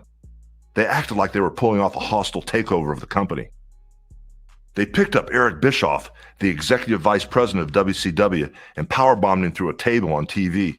Then they set up this big match, Bash at the Beach, in July 1996 in Daytona, Florida. It was a six-man tag team with Randy Savage, Sting, and Lex Luger against Nash, Hall, and a partner they hadn't named yet. Hall and Nash fought 2 against 3 until the end of the match. Then they had already taken Lex Luger off on a stretcher, and Randy Savage was basically in there fighting all by himself. All of a sudden, I came walking down the ramp, and everybody expected me to come to Randy's aid. But instead, I turned on Randy and helped Hall and Nash beat him. I told my fans I'd done it all for the money. And that night, I joined with Hall and Nash, and I said, "This is the future of wrestling. We call ourselves the NWO, the New World Order." Then I tagged Hollywood onto the front of Hulk Hogan to give myself that bad guy flair. I told my fans that I didn't need the wrestling business, that I could make movies if I wanted and leave wrestling behind. People loved Nash and Hall, even though they were bad guys, but they didn't love me. I was a different story entirely. My turning heel had shocked the wrestling world, just like we intended, but to tell you the truth, it kind of shocked me too. The Hulk Hogan character was so great, the guy with the training, prayers, and vitamins. You could get hooked on being that character. It was a real positive road to follow. The heel thing was negative. I didn't feel comfortable looking at a kid and saying, "Yeah, I'll give you an autograph, but then get out of here." I was a bad guy, so I had to keep up that edge, but it just didn't feel right to me. For a couple of years, the NWO kicked Vince McMahon's ass. We were flying high, but eventually the situation started to fall apart. Our ratings were down, the bottom line was hurting, and of course, it all fell on the shoulders of Eric Bischoff. Finally, they took the reins of WCW away from Eric and gave them to a bean counter, a guy from accounting named Bill Bush. This guy didn't have a clue what wrestling was about, but they put him in charge. One day he called me up and said, "I've hired a couple of show writers from the World Wrestling Federation, Vince Russo and Ed Ferrara. What do you think?" I said, "I don't know them, but anything's better than what we got." So we brought these writers in. What I didn't know was that Russo and Ferrara had already sold Bill Bush. Russo had claimed he was the one responsible for the success of the World Wrestling Federation. He said he had told Vince McMahon what to do, what moves to make, and forged their whole attitude in the 90s. When I heard that later on, I said, "No way. It's just my opinion, brother, but Vince McMahon's the guy responsible for the success." But it was already too late. Russo was in. The other thing I didn't know about Russo was that he was on a mission to get rid of me and bring guys in who weren't established yet. Even before he met me, he walked into a creative meeting and said he wanted to get rid of Hulk Hogan. One of his big ideas was something called the Millionaires Club. He took all the WCW wrestlers who were over 40 or who had made it in the business and stuck them in the Millionaires Club. Then he took all the young guys who hadn't established themselves and called them the New Blood. It was Vince Russo's way of trying to create interest in the WCW, but it didn't work. He was trying to separate the lettuce from the tomatoes, but you really need a mixture of both to make the salad work. You need established guys and younger guys working as allies. The older guys tried to make the idea work. We tried to make the younger guys look good, but we were going against the grain of the fans' loyalties and expectations. They loved the guys they knew. Ric Flair would lose a match to one of the new blood guys, but they still would cheer him and boo the guy who had beaten him. Rick made it look like his opponent had stripped him of his pride and his honor, but the fans knew it was a work. As far as they were concerned, Ric Flair was still the man. One time Russo told me he was trying to make a name for Billy Kidman, one of the newer guys in WCW, and he wanted to get me involved. I said, "Sure, brother, I'll do whatever you want." So Russo made me lose to Billy Kidman, who weighed about 180 pounds, 2 or 3 weeks in a row. Finally, I got lucky at a pay-per-view and beat this kid. It made me look ridiculous, but I went along with it. At the end of that, Billy Kidman was supposed to get this big push, but a week later, Russo had him in a Viagra on a pole match where the loser had to take a whole bottle of Viagra and Kidman lost. Then they took him off TV. So why did they sacrifice Hulk Hogan and let Billy Kidman beat him 3 or 4 weeks in a row if they weren't going to make Billy Kidman a big star? It didn't make any sense to me. The more I saw of Russo, the more I realized he was a guy I totally disagreed with. But he was accomplishing one thing. He was doing what he said he would do, slowly but surely driving me out of the wrestling business. I'll never forget when Russo had me lie down in the middle of the ring at Halloween Havoc, 1999, without wrestling even for a second, and let Sting put his foot on me to win the match. Russo said he had some great plan. He was going to bring me back 2 or 3 weeks later and explain why he did it. And when he did that, it would make me an even bigger star than I already was. Well, he didn't do what he said he would. After a few weeks, when the ratings were falling off a cliff, Eric Bischoff called me and begged me to come back. And like any loyalist, I came back for more. Russo basically used me as a whipping boy. I felt like I was losing more matches than ever. It got to the point where people went, "Hogan might be old, but that guy can't beat him." It got crazy. Little by little, Russo just ran the WCW into the ground and out of existence. And for me personally, those 2 years when he was in charge were hell. The only thing this guy was clear about in the wrestling business was that he wanted me out of it. Then came the last straw. At Bash at the Beach 2000, a pay-per-view event held in Daytona, Florida, I was supposed to wrestle Jeff Jarrett for the WCW World title. A WCW guy named Johnny Ace came over to my house a few days before the match to tell me what Vince Russo had in mind. He said Russo wanted Jeff Jarrett to beat me 1, 2, 3, and then he wanted Scott Steiner, who was known as Big Papa Pump, to come into the ring and help Jeff Jarrett beat me up. Hell, they were going to beat me up so bad I would have to be taken out of the arena on a stretcher. It didn't surprise me. At that point, I was used to having to lose matches and get carried out on a stretcher. So all I said was, "Okay, then what? What are we going to do the next night on Monday Nitro?" And Johnny Ace, Vince Russo's liaison, said, "After Bash at the Beach, Vince doesn't have any more plans for you." "But I have several months left on my contract," I said, "and he's not going to bring me back? That won't work for me, brother." Obviously, I had to talk to Vince Russo in person, so I went early to Bash at the Beach and sat in a bus with Russo and Eric Bischoff. And I said, "Look, Vince, I know you want me to leave WCW, but my contract gives me creative control. So here's what I'm going to do. I'm going to beat Jeff Jarrett for the title belt tonight. Then we'll have 24 hours to think about our future plans." It sounded reasonable as far as I was concerned, but Vince Russo didn't think so. He got all pissed off and said, "That's not what I want. I want Jeff Jarrett to win tonight. And if I was trying to screw you, I'd tell Jeff Jarrett to just lay down in the middle of the ring and the hell with it." I said, "Sure, that'll really work. Jeff Jarrett can just lie down and I can pin him 1, 2, 3 and take the belt. But if we do that, we're going to piss off a lot of people who want to see us wrestle." "No," said Russo. "That's what I want to do. I want Jeff Jarrett to lie down." I said, "But that's screwing over the fans." But that's the way Russo had it go down. Jeff Jarrett lay down in the middle of the ring. I put my foot on him and the referee counted 1, 2, 3. Then they handed me the title belt and all the fans were upset, just as I predicted.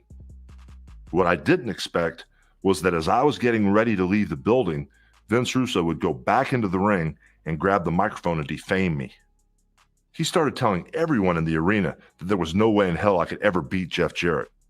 Then Russo said lots of other things, like the whole match was bull and that I would never work for WCW again, which I didn't. But that wasn't the worst part. He also called me a politician, which suggested that I would take covert and undue advantage of opportunities to manipulate my fellow wrestlers. Russo put me in serious danger by saying that. The other wrestlers will hurt a guy real bad if they think he's maneuvering behind their backs. They'll get you in the ring and then they'll hurt you. And it took its toll on me. I lost salary, merchandise royalty revenue, and my standing in the wrestling business. But the biggest hit I took was in my own head. After what Vince Russo said about me on television, I started second-guessing myself. I started wondering if maybe I was what he said I was, and I became increasingly depressed. When WCW was on a roll, they were making almost $100 million a year. Then, when WCW took a nosedive, they were losing many millions of dollars a year. When that happened, I got a phone call from Eric Bischoff asking me if I wanted to buy the WCW. I didn't want the WCW myself, but I thought I knew somebody who might. Vince McMahon and I had run into each other and talked on several occasions since I left. And over the last few years, we had talked on the phone during the holidays, just brief conversations, how are the kids, that kind of thing. Around February 2001, our conversation was different. We talked about me coming back, but we were unable to agree upon a deal. We were on good terms, so when I heard about the WCW deal, I didn't hesitate to give him a holler. Listen, Vince, I said, I think you might have bid 80 or 100 million bucks for the WCW at one time. You can probably pick it up for $3 million, maybe 3.5. Oh, really? He said. And why would I want the WCW? Because I'm the biggest wrestling fan in the world, I said. And I feel like I've been watching the same matches for the last 5 years. Please buy WCW for the storylines, if nothing else. In the end, Vince bought WCW at a bargain price. Some wrestlers like me didn't come with a deal, but some contracts did roll over. And that gave Vince the guys and the storylines he wanted. And it gave him something else. It gave him the whole WCW wrestling catalog. Hundreds and hundreds of hours of wrestling. It was like buying the damn Beatles. You could put it on a 24-hour wrestling channel and make tons of money. I didn't know the catalog came with WCW, or I'd have been all over it. I could have sat home in my office and watched those tapes all day and made millions of bucks. I guess I blew that one. In mid-September of 2001, my father's health started to decline rapidly. The guy was 88 years old and he'd lived a great life, but he was getting old and old people start to break down. I went to see my father almost every day he was in the hospital, from his stroke until his death on December 28, 2001.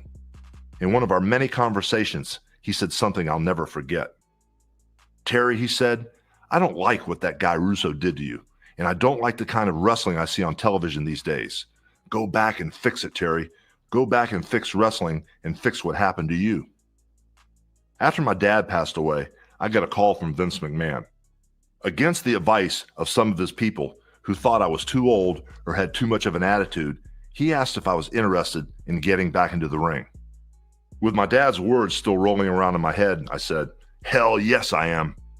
Vince said, well, how would you like to work with The Rock at WrestleMania? And I said, let's do it. At that time, Vince didn't know if he wanted me to win or lose.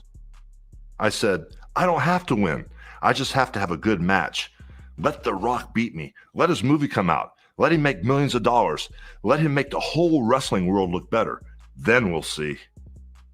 But in all fairness, I had to admit to Vince that my knee was hurting. I'd had serious problems with it in the past. Even after 3 knee surgeries to repair it, my doctor told me the knee could go on me if I didn't watch out. Vince told me he didn't need much, just a couple of Raws, a couple of SmackDowns, and WrestleMania, a total of 5 events a year. I thought even my surgically repaired knee could handle that, and I wanted desperately to prove myself and undo what WCW had done to my career, so I was willing to withstand the pain. Then Vince told me Kevin Nash and Scott Hall were coming back. I said, well, would you put the New World Order back together? But getting Vince's approval was different from getting the wrestlers' approval. I didn't know if I was going to get heat from the boys. I didn't know how much they would resent me being there, or if that resentment would eventually turn into trouble. Kevin Nash and Scott Hall had the same misgivings. We had been at each other's throats back in WCW, but that was water under the bridge. So we took an oath that we would watch each other's backs, especially in the ring. If I heard anybody say anything negative about Hall or Nash, I would let them know, and they would do the same for me. I mean, we were coming in as a unit.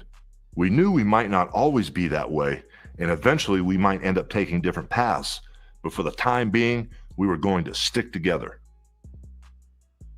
The first time the fans saw the NWO on a WWE TV show was at No Way Out in Milwaukee on February 17th, 2002. Kevin, Scott, and I came out to the ring and said we were misunderstood. All we wanted was a chance to prove it, and God bless America. All of a sudden, The Rock showed up to greet the new guys, and that's when it all started getting weird, brother. The Rock had been on TV every week. He was a star with a multi-million-dollar movie coming out, getting tons of publicity. And I had come to Milwaukee with nothing but past accolades. Everybody, including me, expected The Rock to get a lot more cheers than I did. But it seemed like it was 60% Rock and 40% Hogan. I had barely shown my face, and I was getting almost the same reaction he was. I said to myself, this could be a problem. Then we go to the Allstate Arena in Chicago, and it sounded almost like 50-50. It was getting scary, brother. Chicago is where The Rock asked me if I wanted to wrestle him, and I agreed. Then he stuck his hand out and we shook on it. Then when I went to walk away, he pulled me back, picked me up and slammed me down on the canvas. But Hall and Nash caught up with him and dragged him back into the ring. We were supposedly kicking his ass so bad they had to call an ambulance. Then I got hold of a semi-truck and rammed the ambulance with The Rock inside. No matter what I did, the fans still loved me. At the Joe Louis Arena in Detroit, I met up with The Rock again, and this time the crowd was definitely split 50-50. The same thing the next night at the Gund Arena in Cleveland. Vince McMahon said, "Oh my God, this wasn't the way we had planned it." And WrestleMania in Toronto was only a few days away. It was about 3 p.m. on the day of the big match, and I went into the arena to watch the guys talk about their matches that night. Almost every wrestler was in the ring or around it, saying, "I'm going to do this," or "You're going to do that." But not me. I was sitting around 50 rows back. There wasn't a chance in hell I was going to go near that ring until it was time for my match. I had already sat down with The Rock in the locker room a couple of weeks earlier. We came up with the high spots, a few exciting parts of the match. We would go back and forth, nip and tuck, the two legends thing. But we didn't talk about every last detail of the match because we wanted it to look spontaneous. We didn't want The Rock anticipating every move. We wanted him to react naturally. After a while, the wrestlers cleared out of the ring. Everybody went backstage to play the waiting game. I thought a lot about how much was riding on this one night, this one match, probably the biggest one of my career. I had something to prove to the world, to my fans, to myself. I couldn't worry about screwing up. I just had to go out there and do what I do best. All of a sudden, I heard my music playing and went through the curtain. As I walked down the ramp, I heard more than 68,000 people suck every bit of air out of the building, creating a vacuum I thought would pull my damn eyeballs out. Then they let out a scream that made my bones vibrate. It was a rush, brother, the biggest rush I could have ever imagined. When I got into the ring and ripped my shirt off, people cheered like crazy. When I flexed my muscles, they went nuts. I said, "Oh my God, this is unbelievable." A couple of seconds later, The Rock came out. They booed him just as we expected, but it was my job as a heel to make sure they ended up cheering him and booing me. That was my job. It was what I was paid to do. I couldn't let The Rock go down the tubes just as they were releasing the Scorpion King. I knew how big this picture was for him. Most wrestlers only get bit parts in movies. The Rock was the first wrestler other than myself to be a featured actor. And it wasn't just big for him. It was big for the whole wrestling business. Okay, I thought, let's do it. To start with, I locked up with The Rock and pushed him down. When he took the big bump, people cheered like crazy. They just went nuts. Then I beat him down with a clothesline and pounded the hell out of him. The fans were definitely on my side. That's when I called the first babyface spot. I said, "All right, now duck my clothesline, bounce off the ropes, and hit me with a bigger clothesline." He hit me with that flying clothesline, and I took a big-ass bump and flipped over and started crawling up the ropes like he killed me. And the people booed him out of the building. They were yelling, "Rocky sucks! Rocky sucks!" At that point, I got scared. It wasn't going to be easy to fix, but I had to do it, and I didn't have a hell of a lot of time. We couldn't walk out of the ring without people cheering for The Rock. What I didn't realize was how wrestling-wise The Rock had already become. Most guys would have panicked in that situation, but not him, not a guy whose father and grandfather had been stars in the wrestling business even before I got into it. The Rock knew how to use his facial expressions and his physical abilities to turn the fans' reaction around. He acted bewildered, off balance, and little by little, he got the crowd on his side. All of a sudden, the cries of "Rocky sucks! Rocky sucks!" started fading away, and the fans stopped booing him. They were becoming too enthralled with this clash of titans that was going back and forth across the ring. About halfway through the match, The Rock tackled me. I'd recently cracked some ribs, and his shoulder rammed into them hard. I told The Rock that I was hurt. I couldn't breathe. But he wouldn't let me off the hook. He talked me through the rest of the match. "Come on," he said. "Stay with me." As a heel, I was telling him to duck the elbow, watch out for the hammer, and he was saying, "Keep going, don't stop." So at that point, we were talking to each other. Towards the end, The Rock was supposed to rock bottom me 3 times and then give me the people's elbow. The first couple of rock bottoms tore me apart, and I whined like a dog that had been hit by a car. He said, "Can you take another one?" I said, "No." The Rock said, "Come on, brother, one more for me."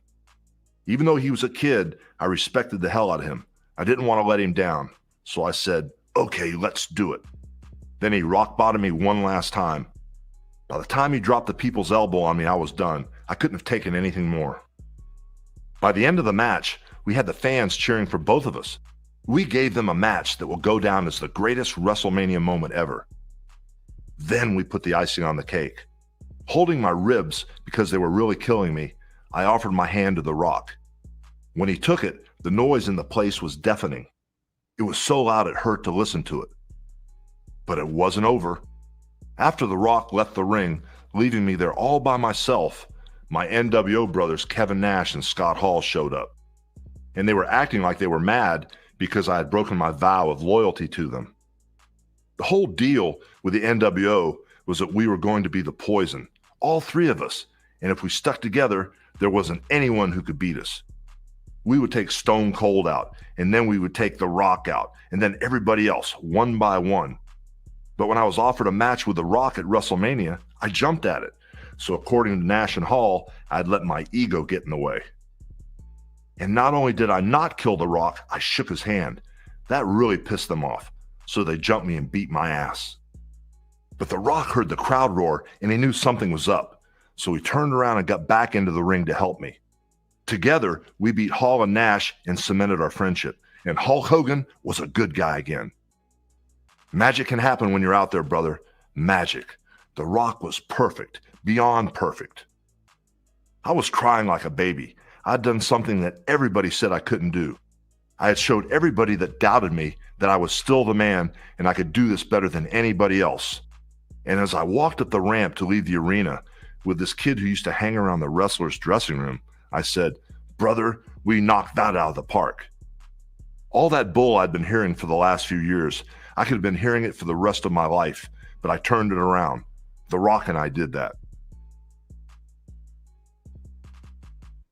Somewhere along the line, I'll be happy to put this wrestling thing to rest.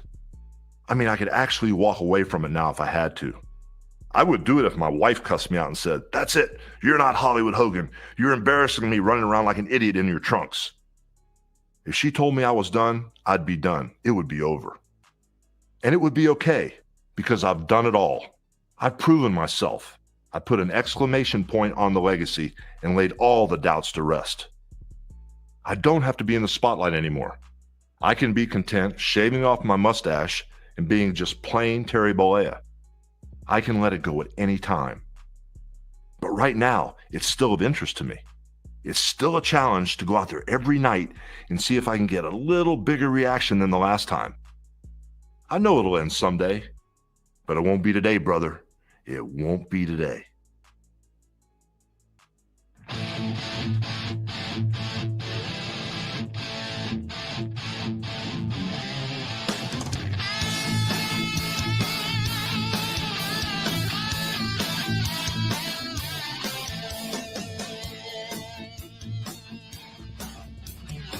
Hollywood Hulk Hogan was written by Hulk Hogan with Michael Jen Friedman.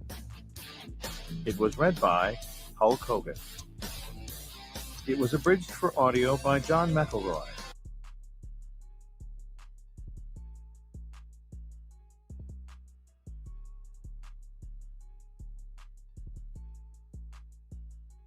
All right, that's all we have for Hollywood Hulk Hogan audiobook by Hulk Hogan. This is the book by Hulk Hogan. He talked about getting of his career, his life, and everything. So, very good book. You guys let me know what you think of the book. So interesting things for Hulk Hogan. The book that he has, What Hulk Hogan audiobook remembers. What do you remember about the audiobook? Hulk Hogan's book, Exposed, by himself. Thank you all for coming out. Soon to Bill's pop-up, guys. You already know what it is. It's O-U-T. Something happened this weekend, and I have been struggling with it since I retired. But this weekend gave me closure. Wow. It really did. Like, it was fun. Obviously, it was fun. I mean, you can't, doing this for as long as I have and being involved.